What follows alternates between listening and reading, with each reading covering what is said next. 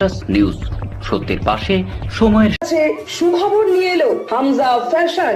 Hamza fashion, এখানে আপনি পাবেন মহিলাদের জন্য অত্যাধুনিক সাজ পোশাক, আছে কুর্তি, লেহেঙ্গা, শাড়ি, স্যুট, নকাব ইত্যাদি। আমাদের ঠিকানা Asansol GT road, eastern railway high স্কুলের বিপরীতে। তাহলে আর দেরি কেন, এবার পুজোতে আপনারা সবাই চলে আসুন হামজা ফ্যাশনে। ন্যায্য দামে নিয়ে যান আপনার পছন্দ মতো জিনিস। নিউজ সত্যের পাশে সময়ের 11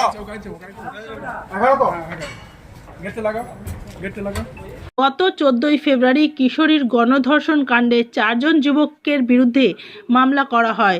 বুধবার আসানসোল আদালতে 4 যুবক আত্মসমর্পণ করে আইনজীবী বাপি ওরফে অভিজিৎ রায়ের নির্দেশে। অভিজিৎ রায় জানান, আসানসোল আদালতে 4 জন যুবককে আত্মসমর্পণ করানো হয়। বিচারক তাদের জেল হেফাজতের নির্দেশ দিয়েছেন এবং 14 দিনের পর পুনরায় মামলা আদালতে পেশ করা হবে। কিছু ত্রুটির কারণে পুলিশ হেফাজতের নির্দেশ দেওয়া হয়নি।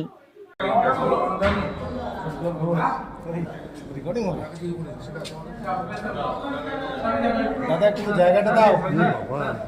इतना बड़ा साइज है रे, कितना बड़ा है। मंटू भैया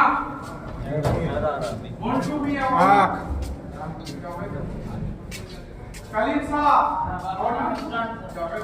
দুই রবি সিং 3 এমপি দানির 4 রঞ্জিত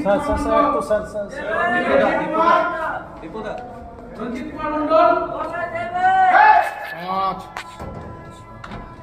6 রঞ্জিত কুমার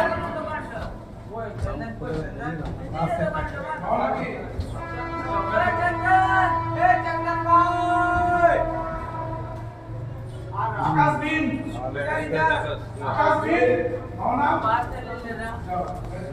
सात अभिषेक भानुआल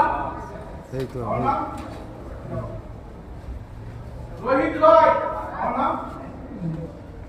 8 चंदन रॉय 9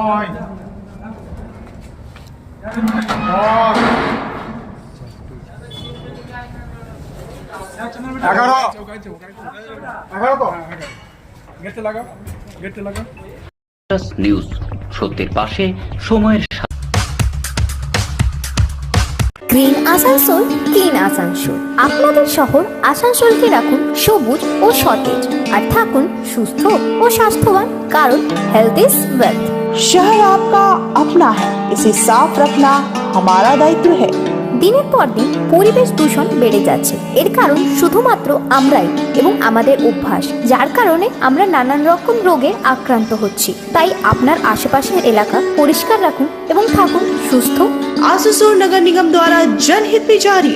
पॉलिथीन सड़क के किनारे यहाँ वहाँ न फेंकें और अपने परिवेश को रखें स्वच्छ। যেখানে সেখানে নোংরা না ফেলে অতি অবশ্যই ডাস্টবিনের ব্যবহার করুন। धूम्रपान सेहत के लिए हानिकारक है। सिगरेट, गुटखा जैसे जानलेवा पदार्थ का सेवन न करें।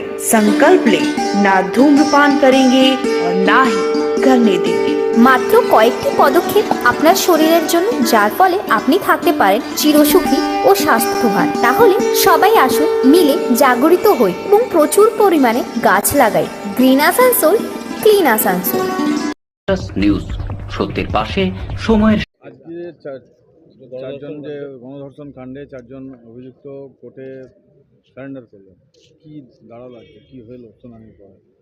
আমি আজকে 4 জন যারা আসামি এই কেসে তাদেরকে ভলেন্টারি সারেন্ডার করেছি কোর্টের মধ্যে, এবং কোর্ট তাদেরকে জেল হেফাজতে নিয়েছেন।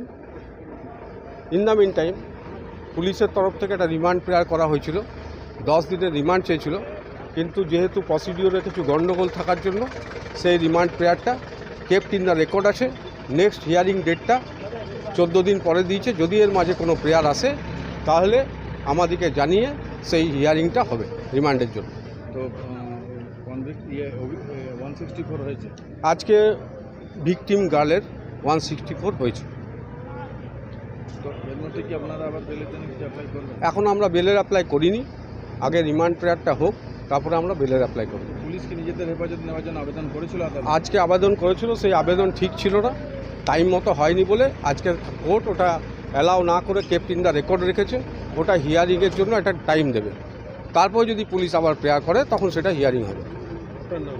আমার নাম অভিজিৎ রায়, কল নেম হচ্ছে বাপি। নিউজ, সত্যের পাশে সময়ের